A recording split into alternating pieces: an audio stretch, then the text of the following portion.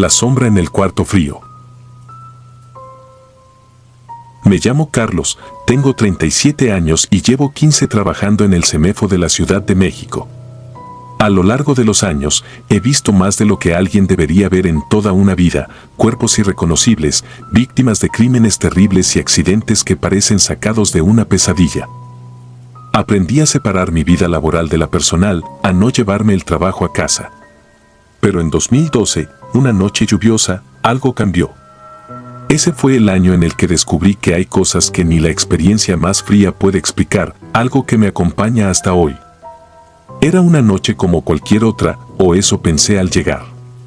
La lluvia golpeaba las ventanas del edificio y un viento fuerte silbaba en los corredores vacíos. Me asignaron la autopsia de un hombre sin identificación, un caso rutinario en la morgue. El cuerpo había llegado esa misma tarde, traído por los paramédicos desde un callejón del centro. Según el reporte, el hombre tenía alrededor de 40 años, sin signos evidentes de violencia. Pero algo en su rostro, bueno, lo poco que quedaba de él, me inquietaba. Era como si estuviera petrificado en una expresión de absoluto terror. Me puse el equipo de protección y encendí las luces del cuarto frío. Había una extraña vibración en el aire esa noche. Algo que no podía identificar, pero que se sentía como si el lugar estuviera más pesado de lo normal. La luz, como de costumbre, parpadeó al encenderse. Ya me había acostumbrado a esas fallas eléctricas, pero esta vez el parpadeo fue más largo, como si algo bloqueara el flujo de energía. Decidí ignorarlo y concentrarme en el trabajo. El cuerpo estaba sobre la mesa metálica, cubierto con una sábana blanca que apenas lograba ocultar su estado. Al retirar la sábana, sentí un golpe de aire helado, como si el cuarto hubiese perdido toda su temperatura de golpe. Observé al hombre con detenimiento. Su piel estaba pálida, casi translúcida, y sus ojos, aunque cerrados, parecían luchar por abrirse. Una sensación incómoda se instaló en mi estómago, pero intenté enfocarme en el procedimiento. Todo iba bien hasta que levanté el bisturí para el primer corte. Fue entonces cuando sentí que algo no estaba bien. La luz volvió a parpadear, pero esta vez con mayor intensidad. Miré hacia arriba y vi que las sombras en el techo se movían, como si tuvieran vida propia. Me quedé inmóvil unos segundos, tratando de procesar lo que veía. Pensé que era mi mente jugando conmigo, el cansancio acumulado. Pero cuando regresé la mirada al cuerpo, noté que algo había cambiado. Su expresión, antes congelada en miedo, ahora parecía más relajada. Sentí una punzada de ansiedad, pero intenté racionalizar. Quizá fue un reflejo post-mortem, me dije. Seguí con el procedimiento, cortando con precisión quirúrgica. Sin embargo, cada vez que miraba hacia el cuerpo, algo en él parecía moverse, cambiar. No eran movimientos físicos, era más como si la atmósfera a su alrededor se distorsionara. Era sutil, pero inconfundible. Entonces sucedió algo que hizo que soltara el bisturí de golpe. Las luces del cuarto se apagaron por completo. La oscuridad me envolvió, y la única fuente de luz era la tenue claridad que se colaba desde el pasillo a través de una puerta entreabierta. Mi respiración se volvió pesada mientras mis ojos intentaban ajustarse a la penumbra. Al principio, no podía ver nada. Pero luego, algo captó mi atención. En el rincón más alejado del cuarto, junto al refrigerador de cuerpos, había una figura. Era alta, más alta que cualquier persona que hubiese visto. Su silueta era inconfundible, pero lo que me heló la sangre fue que carecía de rostro. No tenía ojos, ni nariz, ni boca, solo una superficie lisa y oscura que parecía absorber la poca luz del cuarto. Me quedé paralizado, incapaz de moverme, mientras esa cosa se deslizaba lentamente hacia mí. Intenté buscar una explicación lógica, pero no la había. Lo único que podía hacer era quedarme ahí, con el corazón latiéndome en los oídos. Cuando la figura estuvo a pocos pasos de mí, se inclinó, como si estuviera examinándome. Fue en ese momento cuando escuché mi nombre. No sé cómo, pero supe que provenía de esa cosa. Era como si el sonido se formara directamente en mi cabeza, algo que no podía bloquear ni ignorar. El pánico me invadió y corrí hacia la puerta, pero al llegar al pasillo, me detuve en seco. Las sombras del cuarto no se habían quedado ahí, se extendían por las paredes, danzando y retorciéndose como si fueran entidades vivas. El corredor, que usualmente era un espacio seguro, ahora parecía interminable, como si se estirara más allá de lo que mi vista podía alcanzar. Decidí regresar al cuarto frío, pensando que podría encerrarme ahí hasta que alguien más llegara. Pero al volver, me di cuenta de que el cuerpo sobre la mesa ya no estaba. En su lugar, la sábana blanca se encontraba arrugada, como si alguien la hubiera quitado de golpe. Sentí una presión en el pecho, una sensación de ahogo que no podía controlar. Y entonces, lo vi. El cuerpo del hombre estaba de pie junto a las camillas, mirándome con esos ojos que nunca había visto abiertos hasta ese momento. No eran ojos humanos. Eran vacíos, profundos, como si contuvieran algo que no podía describir. Intenté moverme, pero mis piernas no respondían. Parecía que aquella cosa quería algo de mí, algo que no podía entender. No recuerdo cómo logré salir de ahí. Lo único que sé es que cuando volví a la recepción, el reloj marcaba las 4 de la mañana. Había pasado más tiempo del que creía en ese cuarto. Mis compañeros llegaron poco después y trataron de preguntarme qué había pasado, pero no pude decirles nada. Nadie creería una historia como esa. Desde aquella noche, algo cambió en mí. A veces, cuando estoy solo en casa, siento como si alguien más estuviera ahí conmigo, una presencia que no puedo ver pero que sé que está ahí. Dejé el trabajo en el CEMEFO poco después. Nunca volví a ese cuarto frío, pero aún sueño con aquel cuerpo y con la figura alta que me llamó por mi nombre. Hay cosas que no pertenecen a este mundo, entidades que no pueden ser explicadas con la lógica ni la ciencia. Lo que encontré esa noche fue una de ellas, y sé que, de alguna manera, aún me está buscando. El niño del pasillo. El silencio de una morgue es diferente a cualquier otro. No es el tipo de calma que te reconforta, sino una que te recuerda constantemente que estás rodeado por aquello que todos temen, la muerte. Era 2015 y yo apenas llevaba un año trabajando en el CEMEFO de Tijuana. Había aceptado el trabajo porque, sinceramente, necesitaba el dinero. Nunca me habían asustado los cadáveres ni el ambiente sombrío.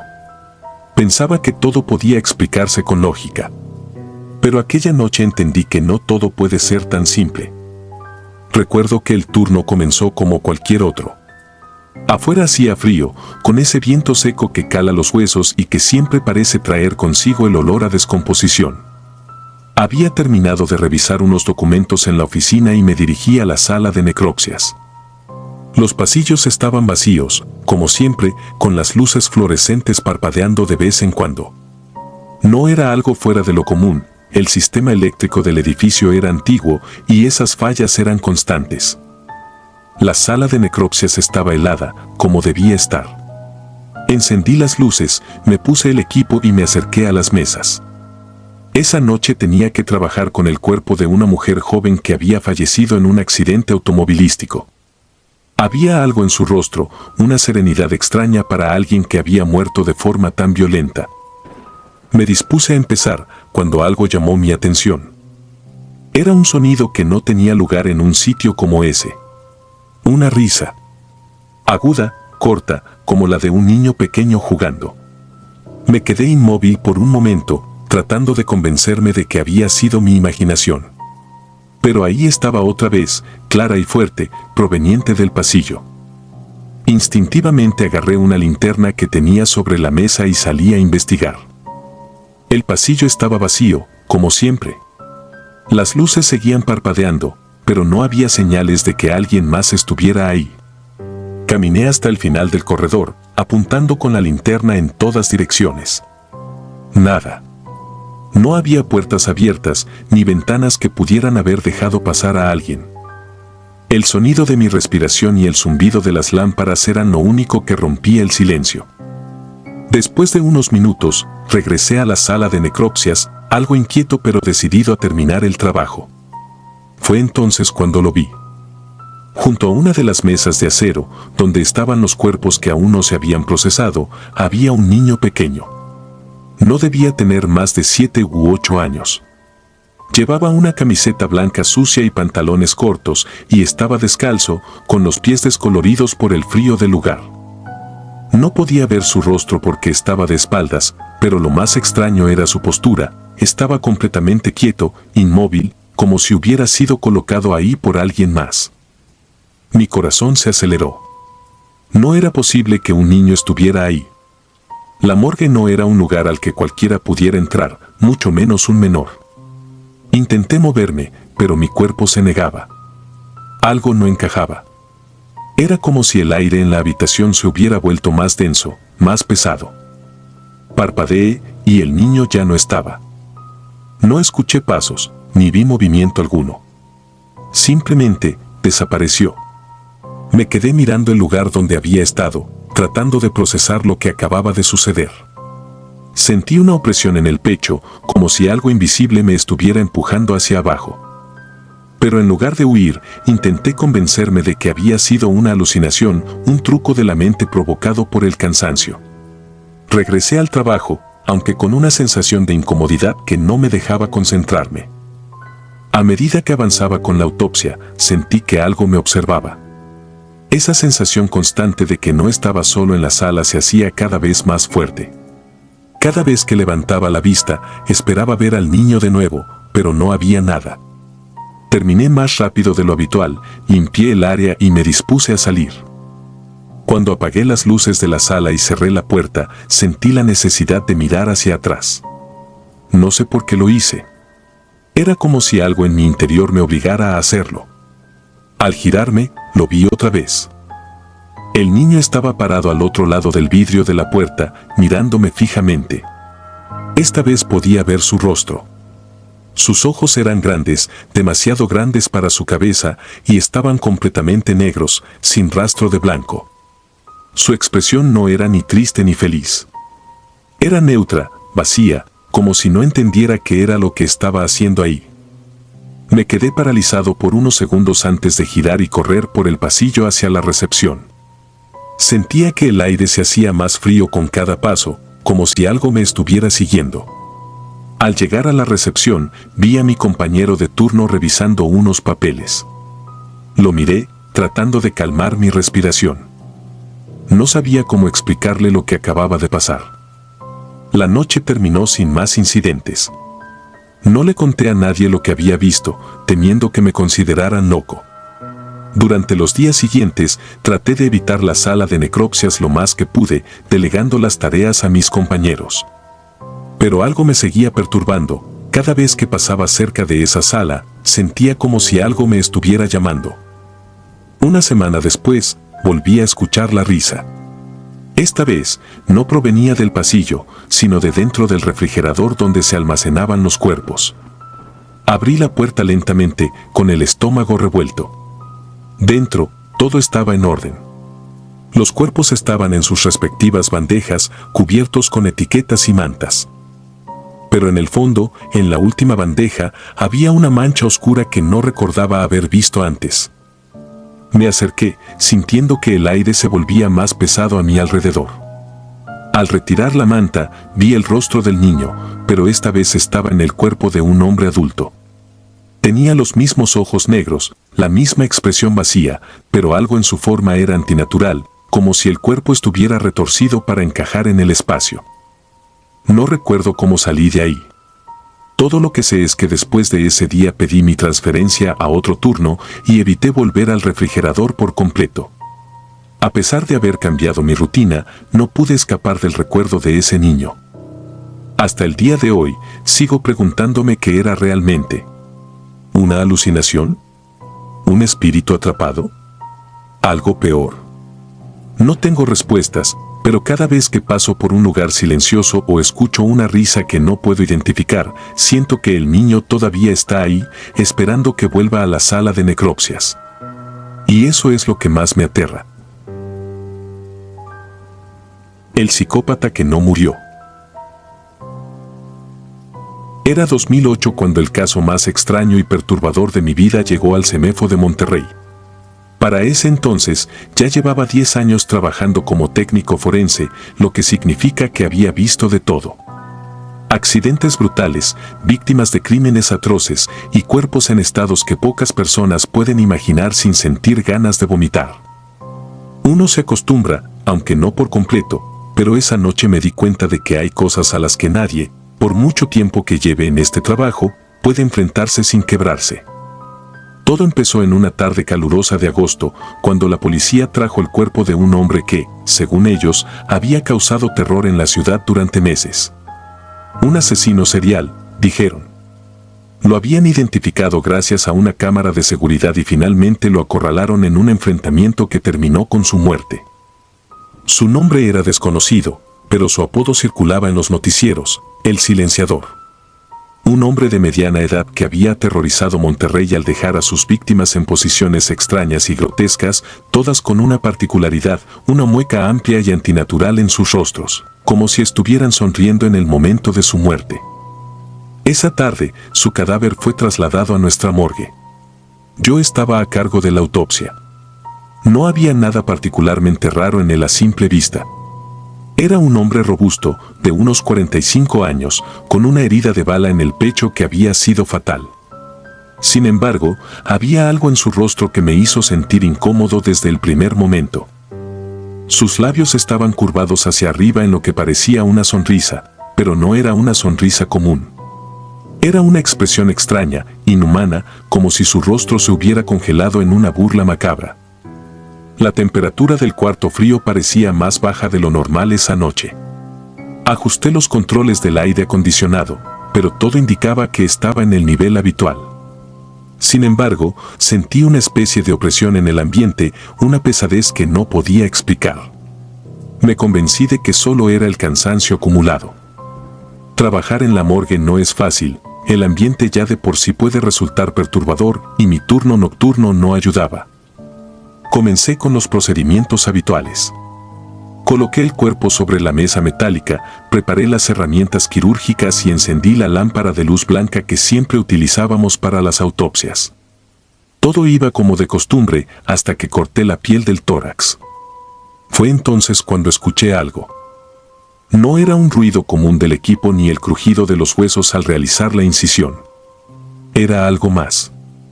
Un gemido bajo, como si el aire atrapado en sus pulmones hubiera escapado en el momento justo en que lo abrí. Me quedé inmóvil por unos segundos, escuchando. Traté de explicarlo de forma lógica. A veces, los cuerpos hacen sonidos extraños debido a los gases acumulados, y eso era lo que seguramente había pasado. Aún así, me resultaba inquietante. Continué con la autopsia, tratando de ignorar la incomodidad que sentía. Pero cuanto más tiempo pasaba, más difícil era concentrarme. De repente, las luces de la sala parpadearon y se apagaron por completo, dejándome en una oscuridad total. Mi respiración se aceleró. Extendí la mano hacia mi linterna de emergencia, que siempre llevaba conmigo para casos como este. La encendí y apunté hacia la mesa de autopsias, pero lo que vi me hizo soltar la linterna. El cuerpo ya no estaba en la posición en la que lo había dejado. El torso, que había abierto meticulosamente minutos antes, estaba completamente cerrado, como si nunca hubiera realizado ninguna incisión. Sus manos, que habían estado reposando a los lados, ahora estaban cruzadas sobre su pecho. Pero lo peor fue su rostro. La sonrisa que antes era inquietante ahora parecía más amplia, más intensa, como si algo lo hubiera animado, como si disfrutara de mi reacción. El cuarto seguía en penumbra, iluminado solo por la tenue luz de emergencia. A pesar de que mi lógica me decía que debía irme, algo me obligó a quedarme. Encendí nuevamente mi linterna y di un paso hacia la mesa. Quería pensar que era un efecto de mi mente jugando con mis nervios, que todo esto tenía una explicación racional.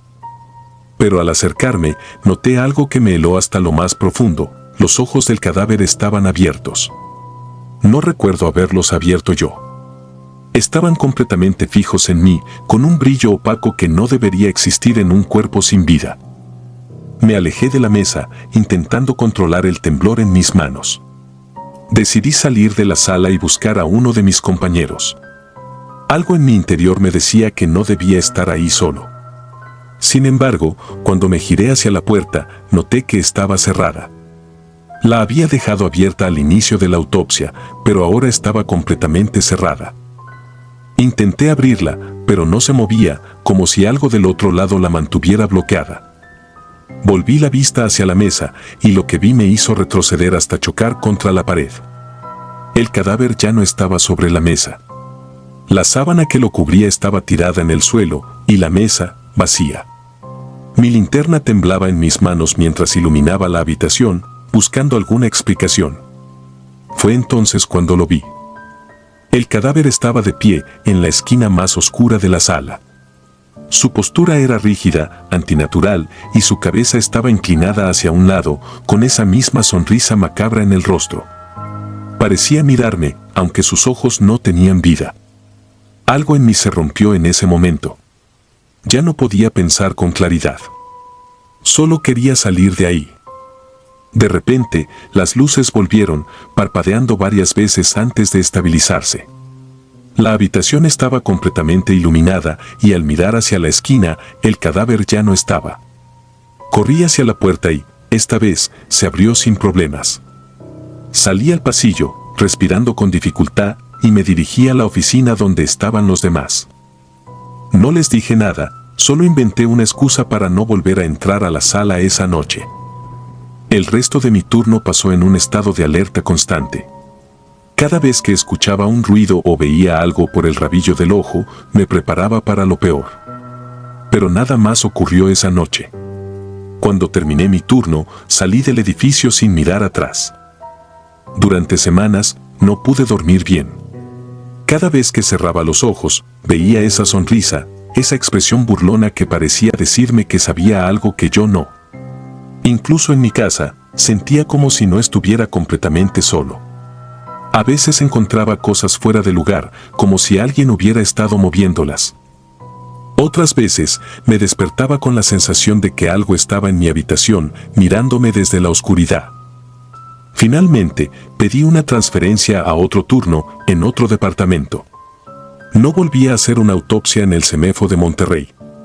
Pero incluso ahora, años después, no he podido olvidar lo que vi esa noche. Hay algo en esa sonrisa que me persigue, algo que me dice que lo que ocurrió en esa sala no terminó ahí. La muerte es el fin para la mayoría, pero hay excepciones. Y yo tuve la mala suerte de encontrarme con una de ellas. La risa en la morgue. He trabajado en el CEMEFO de Guadalajara durante una década. En ese tiempo, he aprendido que la muerte no siempre es el fin pacífico que nos gusta imaginar. He visto cosas que no solo desafían mi comprensión de lo que es humano, sino que me han hecho cuestionar si el lugar en el que trabajo debería considerarse un sitio de paso o un lugar de permanencia. Lo que les voy a contar no es algo que le desearía ni a mi peor enemigo, y hasta hoy me cuesta aceptar que ocurrió.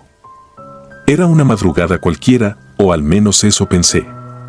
Mi turno había empezado a las 10 de la noche, como siempre, y para las 3 de la mañana ya estaba tan absorto en el papeleo que el mundo a mi alrededor parecía haberse detenido.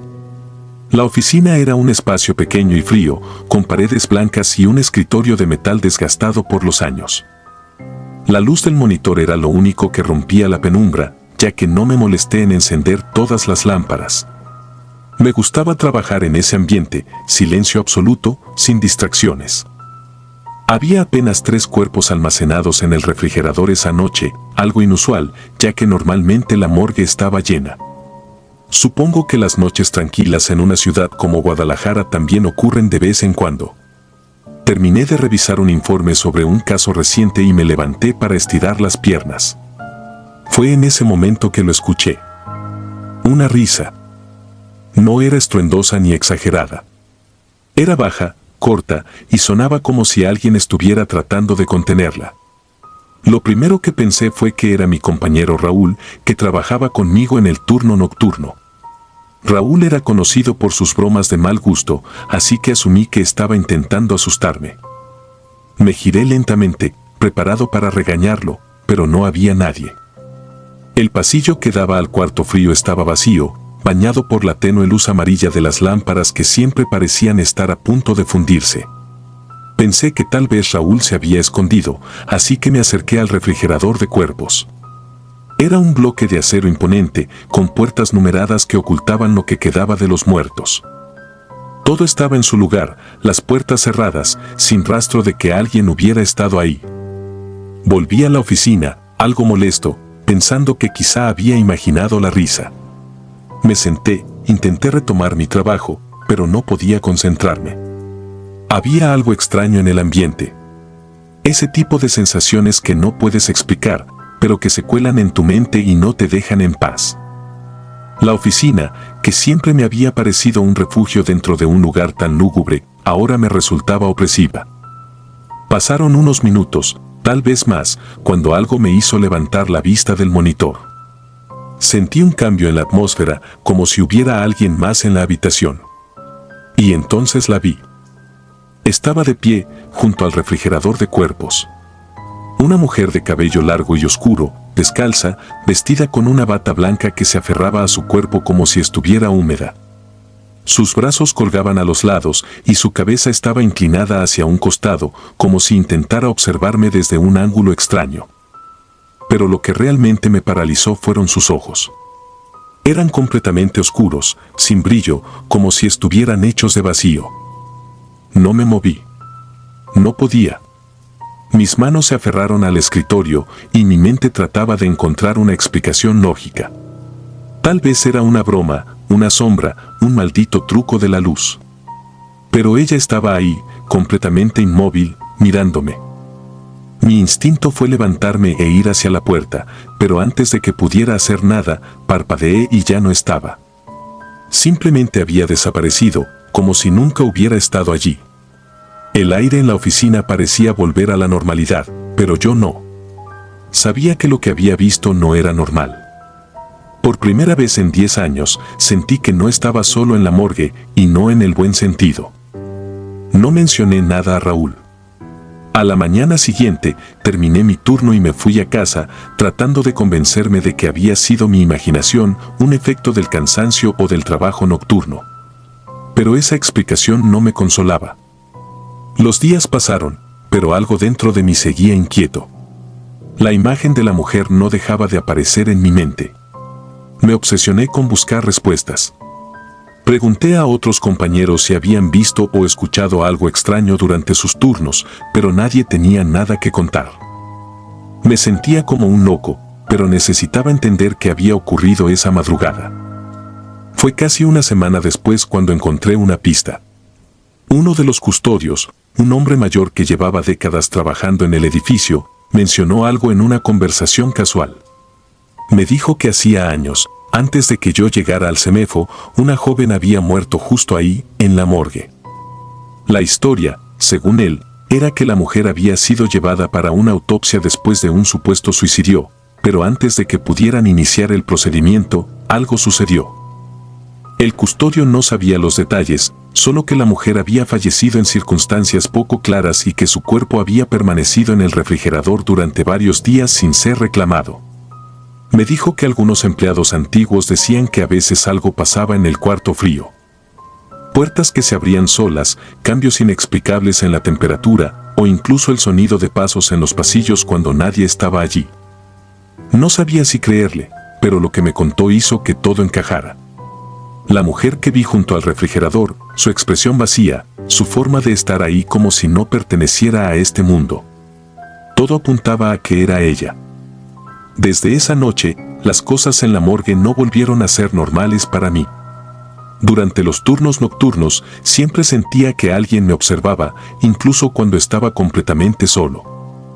En varias ocasiones, las luces parpadearon justo cuando pasaba por el pasillo del refrigerador y una vez encontré una de las puertas abierta, aunque estaba seguro de haberla cerrado antes. Lo más perturbador ocurrió un mes después. Estaba solo, revisando informes en la oficina, cuando sentí que el aire se hacía más pesado, como aquella primera vez. Volví la vista hacia el refrigerador y, aunque no había nadie ahí, una de las puertas comenzó a abrirse lentamente. La bandeja salió con un chirrido metálico, y ahí, sobre la sábana blanca, había un mechón de cabello oscuro que no debía estar allí. No sé cuánto tiempo me quedé mirando aquello antes de reaccionar, pero cuando finalmente me acerqué, el cabello había desaparecido. casi me convencí de que estaba perdiendo la cabeza. Después de ese incidente, pedí ser transferido al turno diurno. No podía seguir enfrentándome a las noches en ese lugar. Aunque ya no trabajo en el turno nocturno, la sensación de que algo quedó conmigo no se ha ido. En mis sueños veo su rostro, su expresión vacía, y despierto con la certeza de que sigue ahí, esperándome. La muerte deja marcas, y no todas son físicas. Algunas se quedan atrapadas en los lugares donde la vida terminó de forma abrupta, y otras, peor aún, se aferran a quienes se cruzan en su camino. El cuerpo que lloraba. El silencio en la morgue nunca es un verdadero silencio.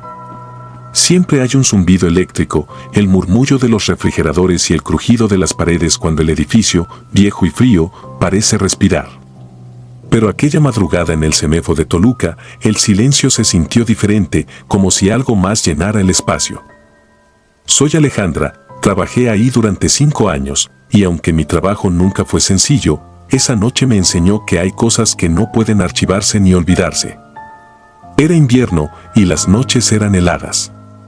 Las ventanas se empañaban con el frío exterior y los pasillos de la morgue, iluminados por lámparas fluorescentes, parecían más largos y vacíos de lo normal. Había comenzado mi turno a las 11 de la noche y para las 3 de la mañana el edificio estaba tan tranquilo que podía escuchar el latido de mi propio corazón. Teníamos una noche ligera, solo 4 cuerpos en el refrigerador y todo parecía ir con normalidad. Lo que no sabía era que aquella noche iba a cambiar todo lo que creía sobre mi trabajo y, tal vez, sobre la muerte. Estaba en mi escritorio revisando un expediente. Era el de una joven de 23 años que había ingresado el día anterior. Su causa de muerte era oficial, asfixia por ahorcamiento. Había sido un caso trágico. Según el informe, había tenido una pelea con su pareja horas antes de morir. Los vecinos escucharon gritos y luego, un silencio que duró toda la madrugada. Cuando finalmente alguien entró a su departamento, la encontraron en el suelo, con lágrimas aún marcadas en su rostro. La idea de que alguien muriera llorando siempre me había perturbado. Era como si su sufrimiento quedara atrapado en el momento, como si una parte de ellos no pudiera aceptar el final. Mientras pasaba las páginas del expediente, no podía dejar de imaginar su último momento, sola, desesperada y sin nadie que pudiera ayudarla. Traté de sacarme esas imágenes de la cabeza, enfocándome en los informes, pero el aire en la habitación parecía volverse más pesado con cada minuto. Y entonces lo escuché. Era un sonido suave, pero inconfundible. Parecía el llanto de alguien, un lamento apagado, ahogado. Mi primera reacción fue pensar que era el viento. El edificio, antiguo y mal aislado, a menudo dejaba pasar corrientes que producían ruidos extraños. Pero esta vez, el sonido era demasiado claro, demasiado humano. Venía del refrigerador, justo donde estaba almacenado el cuerpo de la joven. Me levanté lentamente, tratando de convencerme de que era solo mi imaginación. Caminé hacia el refrigerador y el sonido parecía hacerse más evidente con cada paso. Era un gemido bajo, como si alguien estuviera sufriendo, pero al mismo tiempo no parecía estar dirigido a mí. Abrí la puerta del refrigerador con cuidado, esperando encontrarme con algo fuera de lugar, pero todo parecía normal. Ahí estaba su cuerpo, envuelto en la sábana blanca, completamente inmóvil. Y en el momento en que abrí la puerta, el sonido cesó por completo. Me quedé mirando el cuerpo durante unos segundos, esperando algún indicio de que el sonido pudiera haberse originado de otra parte. Revisé las bandejas, buscando algo que pudiera haber caído o desplazado, pero no había nada fuera de lo común. Cerré la puerta del refrigerador, sintiendo una extraña mezcla de alivio y nerviosismo. Decidí regresar a mi escritorio e ignorar lo que acababa de pasar. Tal vez era solo el cansancio. Tal vez no. Minutos después, mientras trataba de concentrarme nuevamente en los informes, sentí un ligero cambio en el aire. No sé cómo describirlo. No era frío ni calor, pero era como si el ambiente en la sala hubiera adquirido un peso extraño. De repente, sentí la necesidad de mirar hacia el refrigerador, como si algo me estuviera obligando a hacerlo. Me giré y lo vi. La puerta del refrigerador estaba ligeramente abierta, apenas una rendija, lo suficiente para dejar salir una corriente de aire frío. Yo misma la había cerrado con fuerza minutos antes. Algo no estaba bien. Caminé lentamente hacia el refrigerador, con cada paso sintiendo que el aire se volvía más denso, como si algo invisible estuviera llenando el espacio. Cuando llegué a la puerta, me detuve. Puse mi mano en el mango y lo abrí de golpe. Lo que vi me dejó helada. La sábana que cubría el cuerpo de la joven ahora estaba arrugada, como si alguien la hubiera movido. Sus manos, que antes estaban cruzadas sobre su pecho, ahora estaban a los lados, y su cabeza estaba inclinada hacia un costado. Parecía que alguien la hubiera manipulado, pero yo era la única persona en la morgue esa noche. Traté de controlar mi respiración y busqué alguna explicación lógica. Tal vez había cometido un error al colocar el cuerpo. Tal vez alguien más había entrado y no me había dado cuenta. Pero algo en mí sabía que ninguna de esas explicaciones era suficiente. El expediente seguía en mi escritorio y por un impulso extraño lo abrí nuevamente. Fue entonces cuando noté algo que antes había pasado por alto. Una de las fotos del caso mostraba la misma sábana arrugada y la misma posición de las manos, justo como estaba ahora. Era como si el cuerpo estuviera recreando el momento exacto en que lo encontraron. Decidí cerrar el refrigerador y alejarme. Me dije que solo tenía que pasar el resto de mi turno y dejar que alguien más se encargara de todo. Pero justo cuando estaba a punto de sentarme, las luces de la sala parpadearon. 1, 2, 3 veces, y luego volvieron a la normalidad. Sentí un sudor frío en la frente mientras miraba alrededor, tratando de convencerme de que todo tenía una explicación racional. Pero no terminó ahí. A lo largo de la madrugada, el llanto volvió. A veces era apenas un murmullo, otras veces más claro, como si alguien estuviera justo detrás de mí. No podía ignorarlo, pero tampoco podía enfrentar lo que fuera que estuviera ocurriendo. Traté de ocupar mi mente, de mantenerme en movimiento, pero cada vez que me detenía, el sonido regresaba, más fuerte y más insistente. Cuando finalmente amaneció, salí del edificio sin mirar atrás. Pedí el resto del día libre y pasé las siguientes horas intentando olvidar lo que había pasado. Pero el recuerdo del cuerpo, de la sábana arrugada y de ese sonido persistente seguía persiguiéndome. Unos días después, hablé con uno de mis compañeros que llevaba más tiempo trabajando en el CEMEFO. Le conté lo que había sucedido, esperando que me dijera que era algo común, que me tranquilizara. Pero en lugar de eso, me miró con una expresión seria y me dijo que no era la primera vez que alguien escuchaba ese llanto. Me dijo que, según los rumores, algunos cuerpos llegaban a la morgue con algo más que su muerte. Que los lugares donde las personas mueren de forma violenta o con emociones intensas, a veces, dejan algo atrás. No sé si lo que viví fue real o si fue producto de mi mente tratando de llenar los vacíos de una noche larga y solitaria. Pero desde ese momento, ya no puedo escuchar el llanto de un niño o el gemido de una puerta sin que mi mente regrese a esa morgue, a ese refrigerador y al cuerpo de esa joven que, incluso en la muerte, parecía incapaz de encontrar paz. El ritual en la sala de autopsias. En el CEMEFO, te acostumbras a la muerte, pero nunca al silencio que la rodea. Un silencio que se siente más pesado cuando estás sola, trabajando bajo las luces frías de un cuarto que parece no pertenecer al mundo de los vivos. Mi nombre es Claudia y durante 15 años trabajé en el CEMEFO de Querétaro. Vi cosas que marcaron mi vida, pero nada como lo que ocurrió aquella noche. Nada de lo que viví después se compara con esa sensación de haber cruzado un umbral que jamás debí atravesar. El caso llegó en una tarde calurosa, de esas que hacen que el aire en la morgue sea aún más sofocante. 3 cuerpos habían sido encontrados en un rancho abandonado en las afueras de la ciudad. La policía nos los entregó con pocas explicaciones, más allá de que se trataba de un posible ritual. Algún tipo de culto, dijeron en voz baja, como si quisieran pasar rápido la página y deshacerse del asunto. Desde el principio, todo en este caso tenía un aire inquietante. Cuando llegaron, los cuerpos estaban perfectamente alineados en las camillas. Eran 3 hombres, de edades similares, alrededor de los 30 años. Habían sido encontrados desnudos, con extrañas marcas talladas en la piel. No eran cortes superficiales, sino patrones intrincados, grabados con precisión milimétrica en sus torsos y extremidades. Círculos, líneas, símbolos que no parecían tener un significado claro, pero que daban la impresión de ser algo más que simples dibujos.